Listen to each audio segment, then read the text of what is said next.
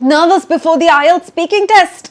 Congratulations! You are human, not a robot. I'm Asmita, your IELTS mentor here at Vedantu, and every single person on the planet is nervous before a test or any high stakes situation for that matter, like a job interview or a performance on stage where somebody is judging you. Now, the IELTS speaking test has an examiner who is assessing you while you're talking. So, yes, you are going to be nervous, and that's fine. There's nothing bad about it. In fact, the IELTS speaking test actually accounts for candidates being nervous and gives them time before getting into the tough questions, which is why the part 1 questions are kind of easier and about yourself, so that you can get your nerves out of the way in the first part of the test and then really get into the real meat of the test, right?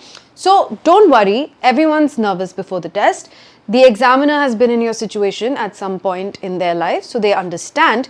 And here are 3 simple steps that you can follow to use that nervousness in your favor, right? So step 1 before the test is to do a warm-up. Now, not only will this distract you from thinking too much about the test, this has real tangible benefits, and the benefit is to wake up your mouth. You have to speak a lot during the IELTS speaking test, and not everyone is used to speaking at length, and not everyone is used to speaking at length in English, so that can actually hurt your jaw, your mouth, and we know that pronunciation is a big part of the speaking test, and not being able to say words correctly because you're nervous or because your jaw is tired can actually affect your score. So step 1, very simple, do tongue twisters.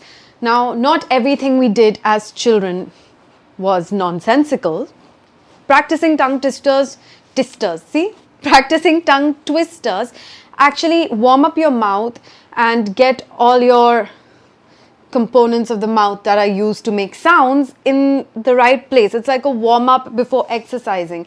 You're able to utilize everything that you need to do. You're able to put it in motion in a way that will later help you during the test. So stuff like red lorry, yellow lorry, she sells seashells by the seashore, unique New York, unique New York.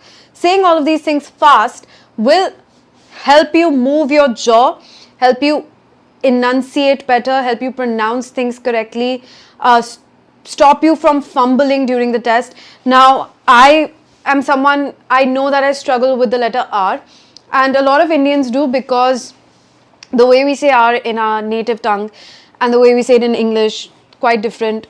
And a lot of times when we're speaking in English, we subconsciously adopt a different accent, something that we're more familiar with, and those accents have a different way of saying the R, right? So the American accent says R like water, right? And the British doesn't even say it. It's like water. So stuff like red lorry, yellow lorry will help you figure out how you're going to say your R's and what is the R that you're sticking with. Is it red lorry, yellow lorry, red lorry, yellow lorry, right? So it'll help you figure out the best way to say it without fumbling. Same thing with she sells seashells sitting by the seashore, unique New York, and any other tongue twisters for that matter. Practicing them will also give you some sort of confidence that even though what you're saying is sounds, these are not sensible sentences, you're still saying something. So it'll help you open out your lungs, speak with confidence, throw your voice better. So multiple benefits there. Second thing you need to do in step 1 is shadow a native speaker. So depending upon which accent you're going to lean a little bit more towards, open a video of somebody from that part of the world talking, listen to them for 30 seconds and repeat what they've said in the way that they've said it. I'm not saying you have to really copy their accent, but just try to mimic the inflection, the emotion, the way they're saying it, where the emphasis is in the sentence, stuff like that. Shadowing or copying what they're doing, again, will subconsciously wire you to speak a certain way and help you prepare for the upcoming test. Step 2 is mental, a mindset reset. All right, remind yourself, give yourself these reminders that during your test, you don't have to be perfect, you just have to be clear. It's all about communication. You're not there to impress or wow the examiner with your ideas.